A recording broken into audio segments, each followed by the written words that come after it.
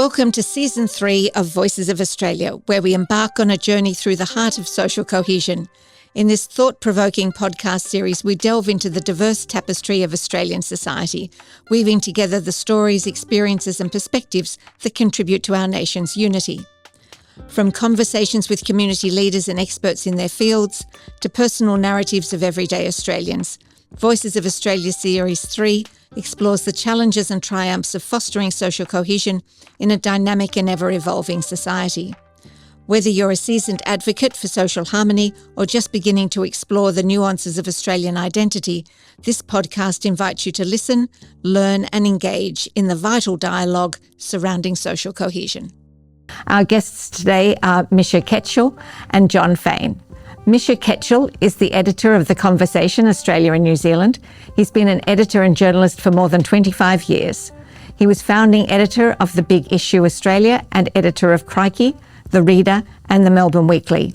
He was also a reporter and feature writer at The Age and has also worked at the ABC, where he was TV producer on Media Watch and The 7:30 Report and an editor of The Drum. Jon Faine is a member of the Order of Australia and a Vice Chancellors Fellow at the University of Melbourne, attached to the Melbourne Law School, but with a roving commission across the entire university. Until October 2019, Jon Faine was the host of the agenda-setting morning broadcast for ABC Radio in Melbourne for over 20 years. Before joining the ABC in 1989 to host the Law Report on Radio National, Jon had practiced for 7 years in both commercial litigation and as a legal aid human rights advocate. Countless conference presentations, panel moderations, MC duties, guest lectures and public events complement his legal and media career. Add to that a best-selling travel book, several oral history publications, multiple opinion and commentary pieces for major newspapers, regular TV appearances and guest radio spots, as well as being script advisor for several films, completes his diverse career. For over 30 years, Jon has been in demand for conference keynote speeches, presentations, facilitation and panel moderation, and we're absolutely delighted to have both of them here with us today. Well, Misha and Jon, it's delightful to have you here, and thank you so much because you're both coming from some really interesting perspectives in relation to the media. Our intent with these podcasts is very much to talk about the media and its relationship to social cohesion. So when I use the word social cohesion, Misha, what does that mean to you, and what do you think the media's role is in it? I think social cohesion means a sense of people in the community being in the community together. So the idea that we're not just representing sectional interests, but we're representing an interest that has an element of care for other people within our community. And I think the role of the media, in an ideal world, would be fostering that sort of social cohesion, creating a sense of a community. There's actually a very famous political scientist called Benedict Anderson who wrote a book called Imagine Communities about very much the role of the media in creating this idea of a community where we're all sort of on a mission to do things together. And ideally, the media would be doing that. It doesn't always do that so well at the moment. Yeah. Jon, what about you? I don't think there's the media anymore. Mm-hmm. I think that's kind of 20 years ago. Now there's diverse media. And what would be an answer to your question for one part of the media would be completely wrong for another part of the media. And if we now include, as we must, social media in talking about the media, it's got no bearing when you talk about a newspaper compared to TikTok, compared to, and so on. And you get the drift. So if we segment it, the answer to the question about some parts of the media will be, yeah, the media's got a great responsibility. For other parts of the media, no, it's got nothing to do with it at all. Overall, though, and again between public and private media, which cuts across the different technologies, you've got a totally different approach. Like I worked for the ABC for 30 years. I used to say I have nothing in common with commercial radio broadcasters except the technology. Their values are different, their starting point is different, their end point is different. There's a whole lot of media, particularly, let's cut to the chase, the Murdoch media in Australia, their attitude is, there's an ant's nest. It's not very interesting, but if we poke a stick into it The ants get all agitated, then we've got a story. Let's agitate the ants, then we can report the ants are all angry. I wonder why, without revealing that we are the ones who poked the stick in there. And that is exactly what they do, over and over and over again. If there isn't a story, let's create one. Yeah. And the other media don't do that. So did you just say, I may have misheard you, did you say that you thought there were parts of the media global, or the broader perspective of media, that doesn't have an effect on social cohesion? Oh no, it has an effect, but not a responsibility. So there are people, I mean, I think if you have a licence to broadcast, to publish, to distribute information, that comes with obligations and responsibilities. But for instance, does a Chinese-owned social media network have any responsibilities? It's got no accountability in Australia. Has it got any responsibilities in Australia? Yeah. How do you enforce it if you try and say it does? You can't. No. So these are enormous challenges that we're still trying to come to grips with.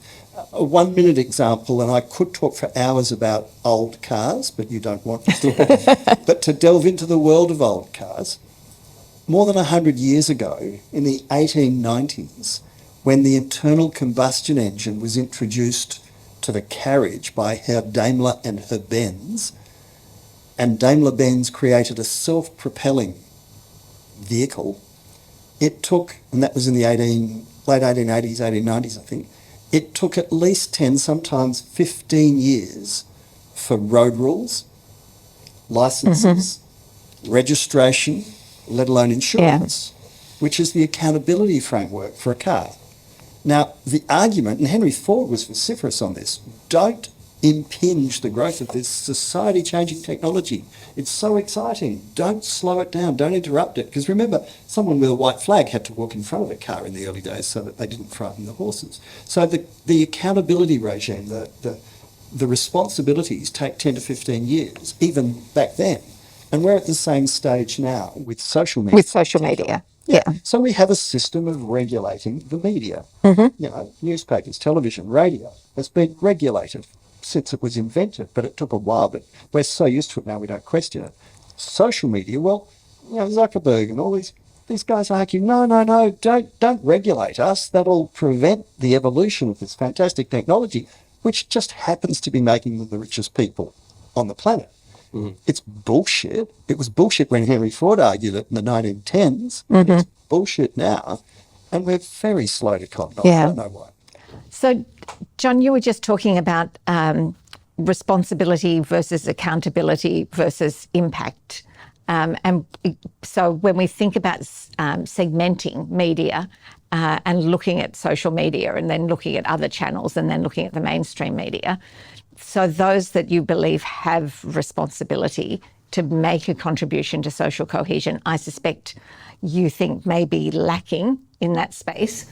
What do you think? They don't care about making money. They just want eardrums and eyeballs to sell to advertisers. So whatever works to attract eardrums and eyeballs, if you can go and cause a kerfuffle on a railway, and I had this example. This actually happened to me. A kid got robbed of his mobile phone on a train heading to Melbourne's outer suburbs one day, and the parents were furious and rang a commercial radio station. The Herald Sun got onto it. The next day they sent a reporter, and a commercial television station sent a camera crew out to that same station where the kid got robbed for his phone. And the kids who were hanging around, who were his friends, seeing if they could find the perpetrator, said to the camera crew and the reporters with photographers, "What do we have to do to get onto telly?" And the camera guys said, "Well, if there's a fight, that'll get on telly." So and it was an African kid, the next African kid who got off the train got belted. So completely manipulated the situation.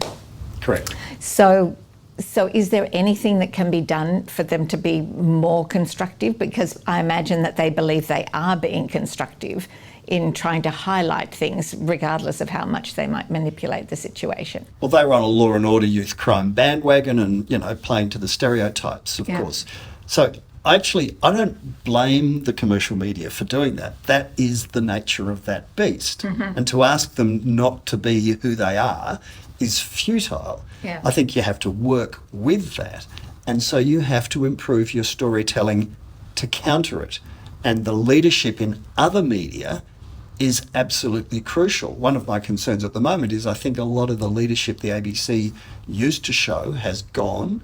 I mean, I'm an outspoken critic of Ita Buttrose. I think she's led a risk-averse organisation which is struggling to find its place. So a lot of the commercial media and their idea of what makes a story, that's what prevails now, and there's no counterbalance to it, or not much of a counterbalance. Yeah. So it's about the quality of your storytelling, the leadership of your alternative media and other media entities, so that it's not just a monopoly of ideas. So, Misha, do you feel that the conversation has a role to play in helping to create some balance in the minds of the readers that might be exposed to a variety of different channels of media?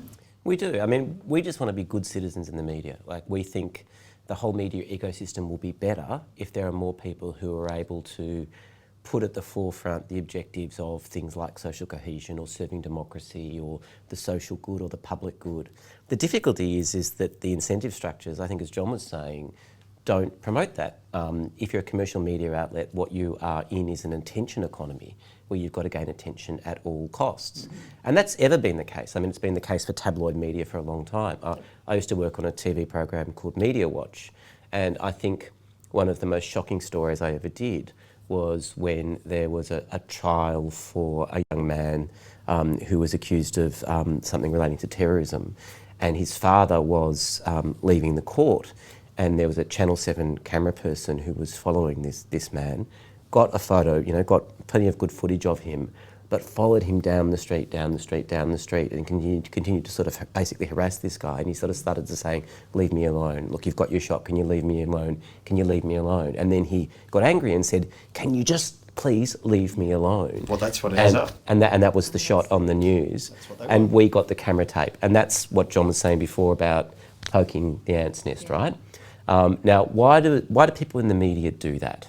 Well, the reason they do that is because it attracts attention, because we know that people will respond to things that are shocking or dramatic or interesting. Somebody being angry is the sort of thing that will help you win in the commercial environment, in the competitive media environment that you're in. If it bleeds, it leads. If it bleeds, it leads. And the problem is that's gotten worse. I mean, it's ever been thus, but social media is like the pokey machine of the attention economy. Yeah. Basically, what it's done now is it's created algorithms that can say, this attracts attention, this doesn't.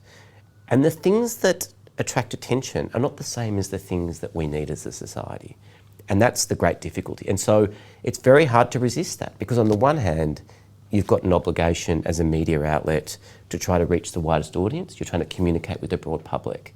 So you have to do things that attract attention. That's part of what you're trying to do. Sure. But the ethics around that become complicated. So, but just to develop that, if I may, Anthea, look at the Taylor Swift phenomenon, which is celebrity and success, commercial and cultural, based on hope, love, respect. And it can work. And so the challenge is to try and outwit those who use their powers for evil and use those same techniques for good. And I think it can be done. There's any number of examples. And you can actually tell positive stories. Yeah. You just have to be really, really good at it. In the same way a feel-good movie will do better than a horror schlock film. So can you give an example, Jon, of something, a feel-good story that you think has had cut through? We used to do good news days. Like when everything was doom and gloom, there was a war or an atrocity or a massacre or whatever else, and you say, okay, it's too hard now. We're going to have a good news day today. And we would open up the lines, the talkback lines on the ABC Melbourne, and we'd say, we want to hear positive things. People would ring in and say, my grandmother's turning 100 today. Yeah. And we'd say, okay, what's her number? Can she talk? Will she be good? And she'd talk about riding a horse to school or whatever it might be. And you just got inundated with people saying, oh, thank goodness, I can't take any more of that. And I think the challenge, and this is where I come back to thought leadership, the challenge in daily media and mainstream media and social media is to actually think, what do people want here, rather than just following the pack?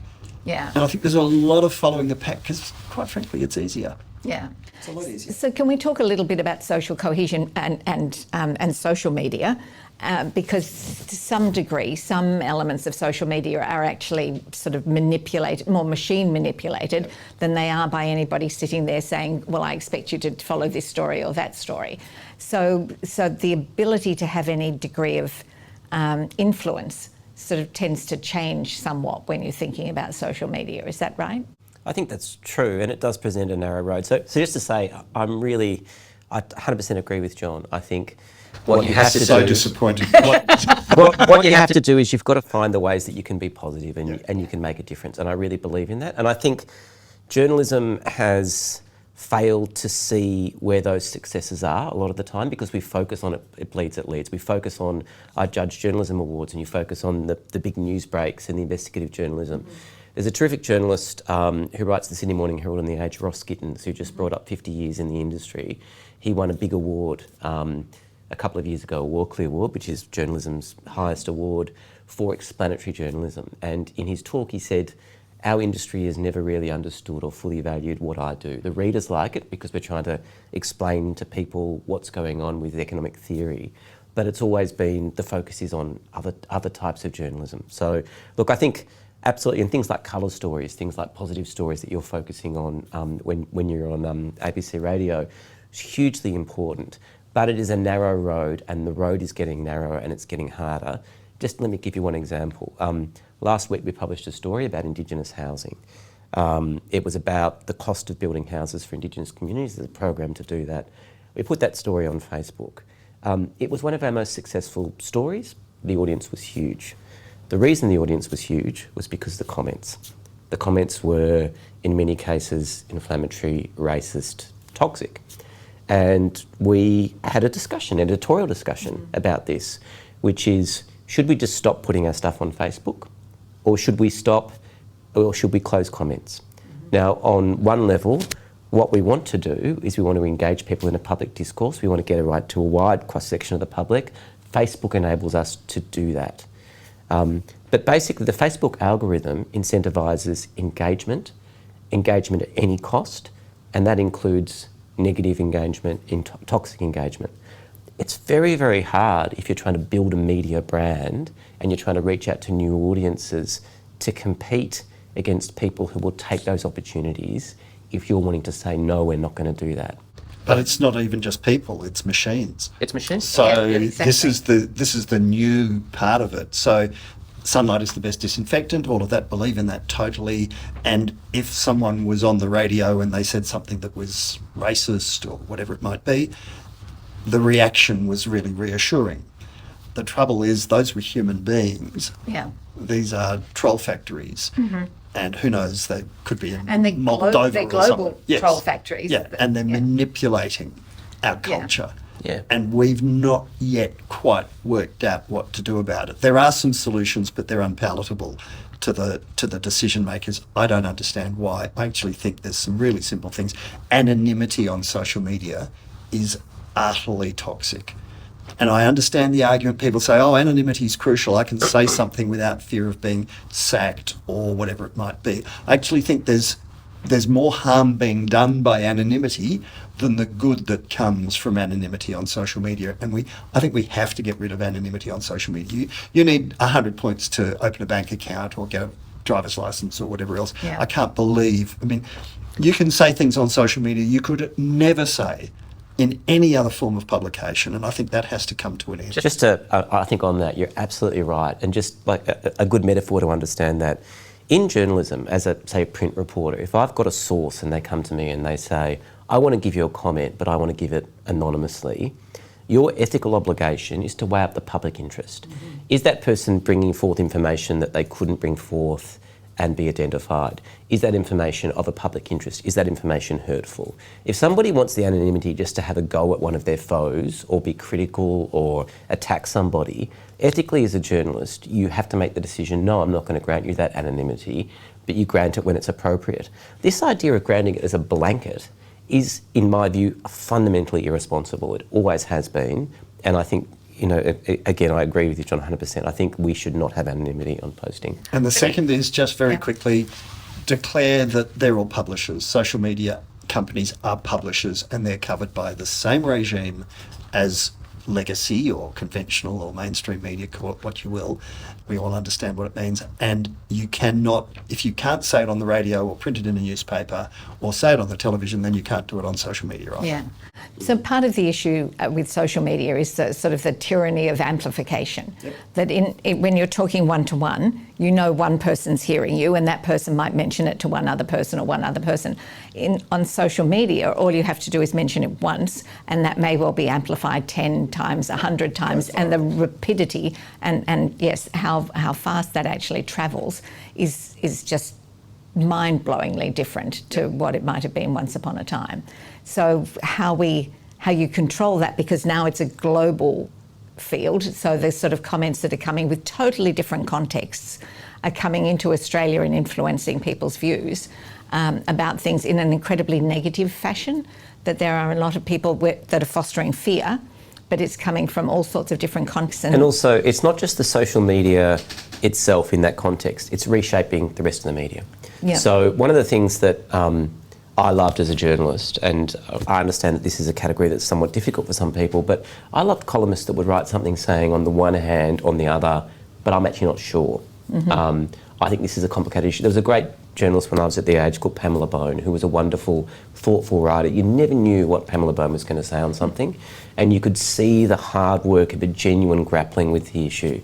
And I admired somebody like Pamela Bone immensely. The great difficulty now is that because in an online environment, only something that is incredibly strident and incredibly strong will get amplified in that way. That's the stuff that gets pushed up. All of the media is less powerful, including newspapers, broadcast media. Media audiences are fragmenting, so everybody is fighting for this virality. Everyone's, really working super hard to get these audiences, and you're incentivised to be more and more strident. And that culture seeps through. People are more and more used to that as well. The idea that you could write something saying, I don't know, or I think it's complicated, it's the spaces to do that. They don't exist anymore, or they don't exist as much as they used to. We've lost nuance. Yeah. And short attention spans make it even harder. You've got to be really quick to get people's attention, let alone to try and hold it. Yeah. So this is what I'm really interested in, is this shift in our culture, because Australians' culture is quite different to other countries around the world, logically, history, all sorts of things. So I'm really interested in whether or not you think these influences that media is of all types is bringing here is actually shifting Australians. Are we still getting Australians standing up for the sort of positivity that we want to see? Because that's absolutely crucial to social cohesion, to have an optimistic view about the future.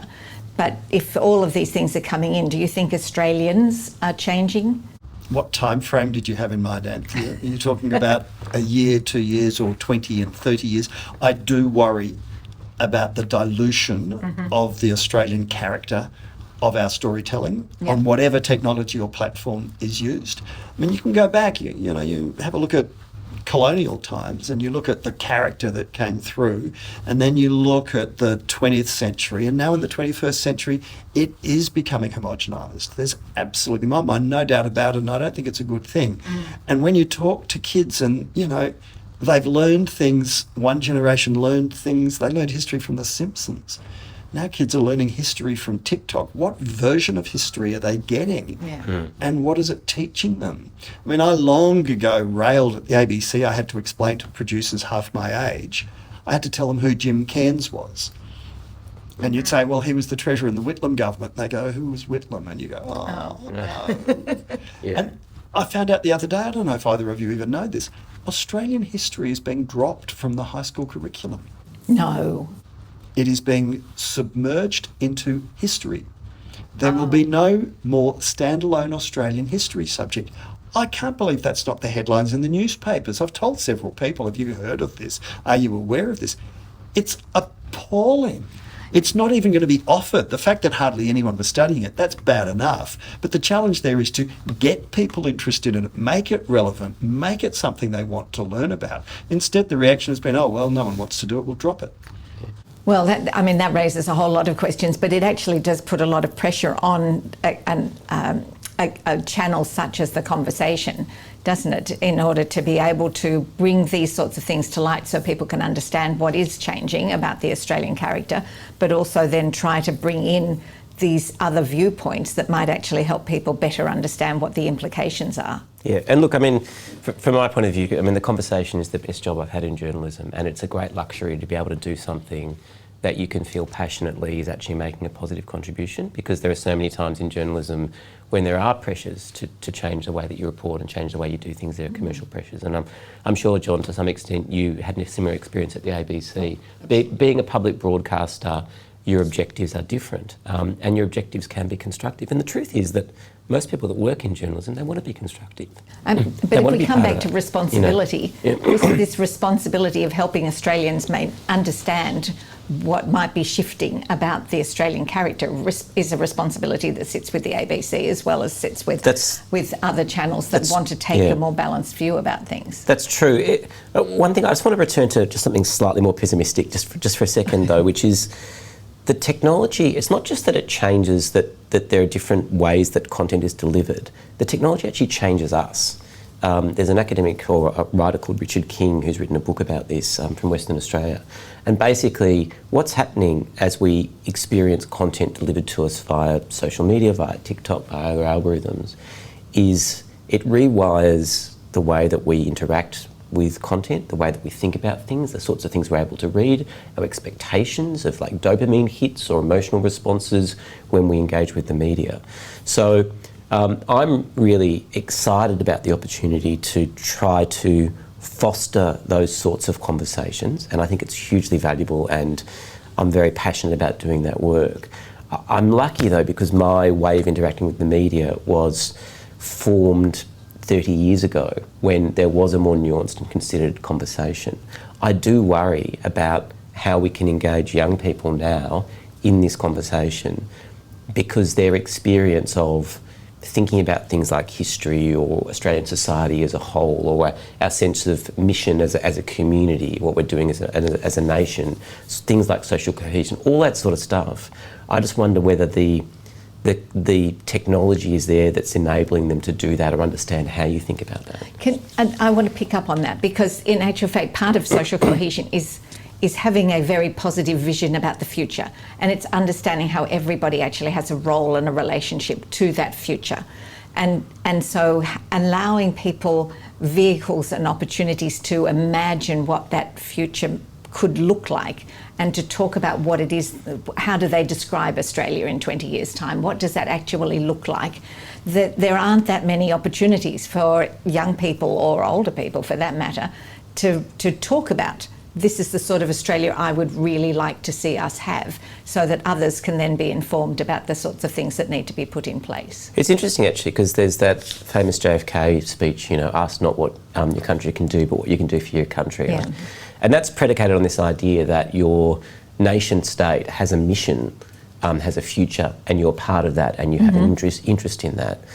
And I think part of the idea of the media, for all its flaws, throughout history has been you'll have articles about public policy questions that have got that sense of we're trying to nut through a sort of a national mission, a sense of who we are and where we're going and what we're trying to do, what we're trying to achieve. To a large extent, I feel like a lot of that has actually drained away from the media. As the media's gotten more competitive, it's focusing on the gotchas and the scandals and all those other things. Now, all those other things had a legitimate place, but they had a legitimate place because they were built on this really important conversation about who we are and what we're trying to do. Absolutely, and as a sector, it's so important that it understands that. If we today got up a Padlet and looked at the headlines, all the kind of clickbait headlines on the major news websites, including the ABC, Nine Media, the Sydney Morning Herald, the Australian Herald Sun, Courier Mail, if we went across and looked at them, the word that will come up more and more often than anything else is you. What do you need to know about Kate Middleton? What can you do about superannuation? What can you do for housing affordability? What suburb should you have bought a house in 5 years ago that you can live? You. And we were trained on this at the ABC, and every other media outlet is told, you have to put you in everything because that's the hook to get people to listen or to read or whatever else it might be. It's never we collectively. It's this individualisation. Now, we've lost that sense of community and communal endeavour, and we have to get it back. And we have to do it with smart storytelling, good selection of ideas. So, if you ask why young people are disconnected, well, guess what? And I had this argument on air over and over again. Malcolm Turnbull, we had this out on air one time. Our kids are graduating, if they go to university at all, with huge HECS debts, to go into a job market where they can't find secure work, where they can't afford housing of any kind, rental, let alone purchasing, unless you've got the bank of mum and dad backing you. So what is their stake in this endeavour, this combined endeavour? At all? And I'm a fan of Thomas Piketty, and like lots of people, I bought his great fat book, The French Economist. No one's ever read it. People just buy it and put it on the book. I looked at it in the bookshop. I knew I wouldn't read it. It's a signifier. It's like having a Tesla battery. You can buy other batteries that are just as good. But if you've got a Tesla, you put it out the front. If you've got a cheaper battery, you put it around the back. But it's a signifier. But what Piketty argues is that the strongest democracies and the best communities are those where the gap between the rich and the poor is less, it's shallower. And the most polarised societies are the most dysfunctional societies. So if we can't deal with the housing affordability crisis and negative gearing and the greed of my generation and gobbling up everything, the unaffordability of education, inequality in a word, if we can't deal with that, we are sowing those seeds of dissatisfaction. And if they come and chop our heads off and eat us, we shouldn't be surprised. But, they're not going to bring back the guillotine. But if you want to create a sense of communal endeavour, you actually have to engage people. Absolutely. You have to include them rather than leave them on the margins and exclude them. Where are opportunities to get the media sector actually engaged in Not just the media, economically, policy-wise, on housing, on infrastructure, health, everything that you talk about. But media has an ability to put pressure in those policy areas. But who are the decision makers in the media? Baby boomers. So you're going to get this generational bubble going through. It's nearly over. And then people are going to start asking totally different questions and require totally different answers. And you're seeing this electorally. So a lot of the work that Redbridge, Cosamaris and Tony Barry are doing, where they've taken a demographic analysis to political commentary. And people have gone, oh, okay, so Josh Frydenberg lost his seat, not just because people thought Scott Morrison was a jerk, not just because there was so much sexual sort of, perversity about that government, not just because their policies on the environment and other things were bad, but he also lost it because of demographics. Because the population and the electorate changed and so on and so on and so on. So you're kind of beginning to understand the world slightly differently, and it'll pass. This will pass. I think we're at peak unfairness at the moment. Yeah. So Cos and I were both at a meeting of the multicultural media talking about their roles and their relationships and their opportunities, and they certainly feel like there's nobody paying attention to the work that multicultural or ethnic media is doing. Do they have an opportunity to have some influence? Are there things that sector could be doing to help all of this? If they tell the story well enough. The trouble is a lot of the people go and work in the ethnic media are people who have tried to work in the mainstream media and didn't get good enough jobs or any job at all, and they end up going and working there. I mean, it's all about the power of storytelling, creative thinking, using the technology, trying to get people's attentions without going down market to do it. You can do it. You just need to train, resource and encourage people as much as you can and not just play to the to the cheap seats. Yeah, it's sort of about offering people ways of belonging, and the question is, what can they belong to? I remember actually, Tony Abbott used to talk a lot about Team Australia, and it became quite a divisive phrase the way he used it. Well, his version of what Team Australia was. His version of it. But the idea of somehow having some sense of belonging to something like Team Australia, actually, to me, I think has some merit. I think there's something to be gained from that sense of belonging and participating in something and contributing to it. And I think one of the great difficulties is the ways for young people, but also all people, to be involved in politics or public discourse are limited, atrophied, not as robust and strong as they once were. You look at political party membership, for example.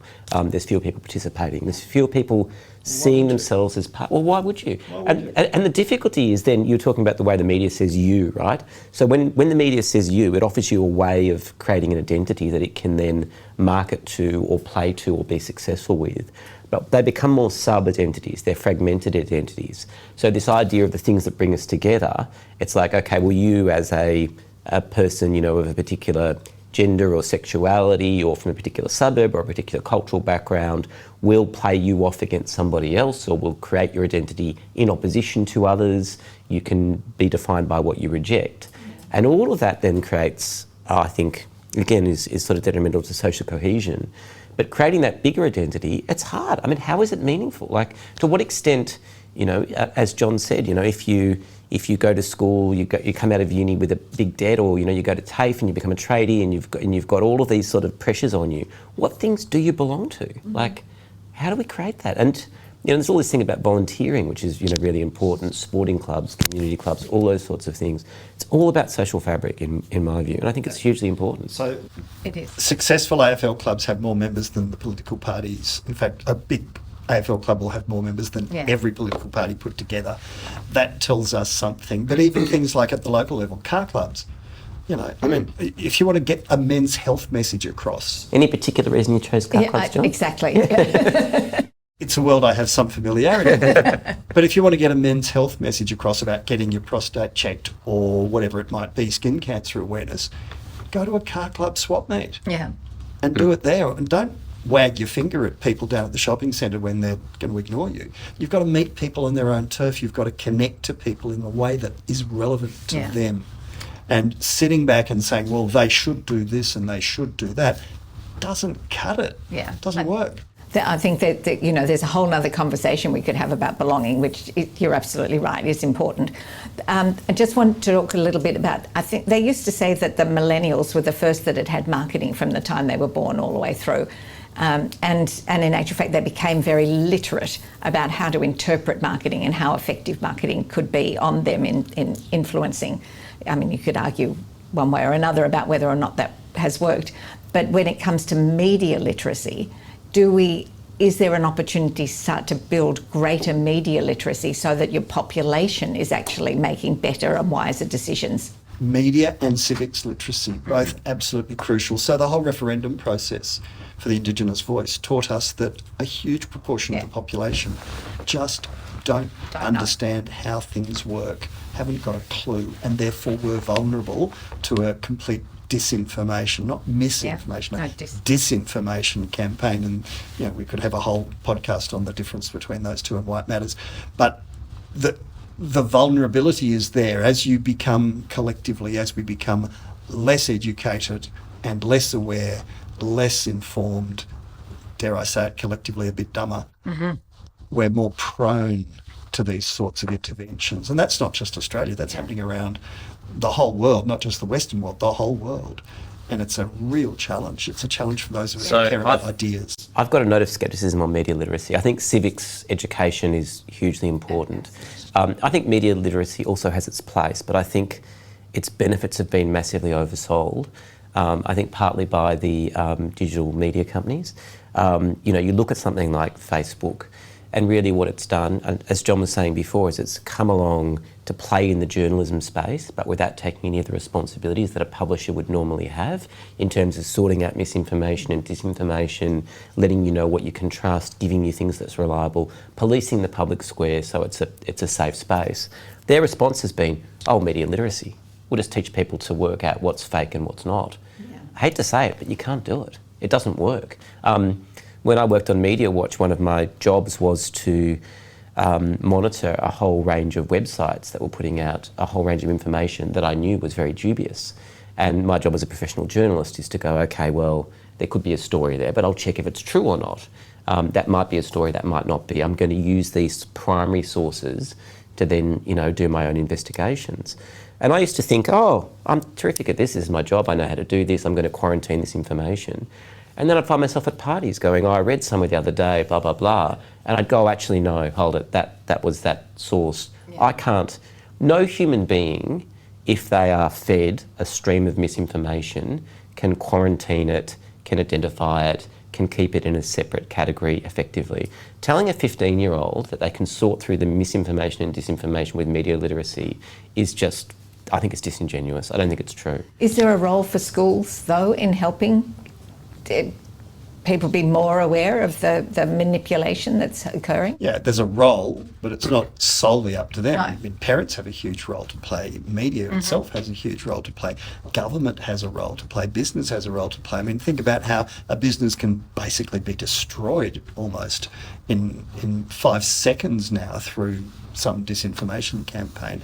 Likewise, political careers can just collapse and things can go terribly amiss. And, you know, we've got, what's that litigation and the, trying to think of the name of the company in the States that's sued over the interference in the Trump election campaign, Cambridge Analytica. And so, you know, you've got examples of this and there's undoubtedly many, many more. So there's a responsibility on people who are active citizens in government. You know, one of the distinctive features of Australia is we've got compulsory voting. Well, with that comes a responsibility that people actually understand a bit of what's going on. How do you put that responsibility across? Well, you have to do it with information campaigns. So we've done slip, slop, slap on skin cancer. We've done 0.05. We've done speeding. We've done lots of public campaigns. Maybe we need a public campaign about democracy. Oh, absolutely. Yes, but quite apart from that, interestingly enough, only about 33% of Australians think elections are fair. So given all the structure and systems that sit around how fair our elections actually are, it's interesting that it's such a low number. So from just to finish up, I just want to ask both of you how positive do you feel about Australia, media, social cohesion? Where's your mind at? I think there are serious problems that we haven't even really begun to think about how we're going to solve them, including things like media literacy and its role and whether those things are sufficient, social media regulation, as Jon was talking about, media fragmentation. There's a whole range of things that we need to work on. I'm encouraged that people are doing that and people do care. And, you know, I think that the government, for example, there's a news media assistance program. They're starting to think about the role of the media in democracy, which I think is important. I mean, it's very fraught because it's difficult for governments to do media for a range of reasons that we could get into. Look, I'm always naturally optimistic, but I think there's some big challenges ahead. Yeah. I'm a glass half full person, and I think when push comes to shove, look what happened during COVID. We faced a national, global, but in Australia, a national emergency. And the response, yes, there are a lot of people, a proportion of people who said, I don't want to be vaccinated. And you had the sovereign citizen movement. You had people driving around, you know, wanting to do terrible things to political decision makers and chief health officers in states all around Australia. A tiny, tiny part of the population, overwhelmingly, people went, okay, this is awful, but we've got to do it. Now, if you build on that and say to people, look, there's a sense of urgency here about what's going on. If you can try and explain to people there's other stuff going on, it may not be as in your face as a pandemic, but we've actually got some really big challenges here. We do have the capacity, we have the resilience, we have the resources, we have the creativity to deal with it. But we're not even trying at the moment. There's a lot of short-termism. But the thing I come back to over and over again, the more I talk about these issues, is equality. The more unequal we become, the harder it is to solve these problems. And if we can't deal with inequality, you can't get the buy-in that you need from the different parts of the community in order to come together to solve this stuff. We do use the term we and people need to. Have you got anybody in mind or any institution in mind that you think needs to take the leadership role around this? Politicians.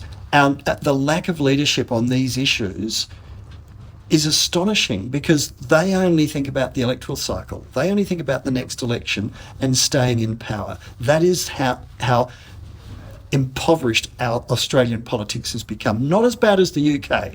So what's his name? Alistair Campbell was here the other day. He used to be Tony Blair's spin doctor, and he was in town and he was giving a talk, and he actually said, from a point of view of someone coming from London who used to work at the highest levels of government as Tony Blair's spin doctor, I look at your body politic in Australia and I think, wow, they're doing it really well here. It's really healthy. They're kicking goals. I wish the UK could be something more like Australia. So, you've got to keep a sense of perspective. We're actually, on a global scale, we're doing all right, but we could do a whole lot better. Yeah, absolutely. Would you put it at the feet of politicians and the government, Misha? I think I would. I think compulsory voting is a superpower here. Like, it really does make a huge difference. Now, I can agree with you wholeheartedly. Absolutely. Democratic culture. I do think it's at the feet of politicians. It's hard, though, because politicians are, as John said, motivated by more short-term considerations. And there is also a great difficulty, because if we're talking about the role of media in democracy and social cohesion, one of the problems is that the media needs to stand separate from government as well. It needs to be able to hold government to account. And one of the arguments, for example, you got with the News Media Bargaining Code that the Australian government put in, which was world-leading legislation to affect the social media companies, to force them to fund public interest journalism to some extent. One of the criticisms was that there might have been a motivation that had to do with appeasing certain commercial media outlets that the politicians needed. So it is a difficult space to create something that is sufficiently independent and robust. But thinking at that level of the system, right, rather than sort of the vested interest of your political party or your own personal interests, is where that work's going to happen. And I hope, that people are working on it. Yeah. Final word, John? When Peter Malinauskas was elected as Premier of South Australia a few years ago, his acceptance speech was remarkable, I thought, for two reasons. I knew nothing about him whatsoever. Nothing. And I know not much about South Australian state politics. He defeated Peter Marshall, who was a Liberal. He was a new Labor incoming Premier. And in his speech, amongst other things, he was talking about how he started off, as you do, saying, I've just received a concession phone call from Stephen Marshall. Sorry, I said Peter Marshall. Stephen Marshall. Peter Marshall's the Firefighters Union. I got my Marshalls muddled up. Stephen Marshall just called and he conceded, and someone booed in the audience, and he went, stop that. He said, stop. He has been a remarkable politician who has given a lot to South Australia. He has made a contribution, and we acknowledge and celebrate that tonight. Anyway, he's not our enemy. He is my adversary. And I loved that. It's great. He then went on in his speech later on. He said, my wife and I, we went and we voted today. And as we were queuing up to vote, we saw a young Syrian refugee family who we'd met in the electorate, who we'd helped with housing some time ago. And I voted with someone who was voting for the first time in Australia as a newly sworn citizen who's a refugee from Syria. And my vote is worth exactly the same as theirs. Yeah. I thought it was wonderful that he had the presence in that moment of, you'd be excused for being excited at being elected Premier, but he had the time to make those 2 points on the run. And I thought, wow, you are a terrific example of what we're talking about. And that's what we need. We need far more people demonstrating what Australian character actually is. So thank you both very much. It's been a terrific conversation. I thoroughly enjoyed it, and I'm sure all our listeners will have thoroughly enjoyed it as well. So thank you both. Thank you. Thank you, Anthony. Congratulations on the ongoing success of this very important organisation. Thank you. Yes. Thank you for listening to our Voices of Australia podcast. For more episodes like this one, you can visit the Scanlon Institute website at scanloninstitute, or one word, .org.au.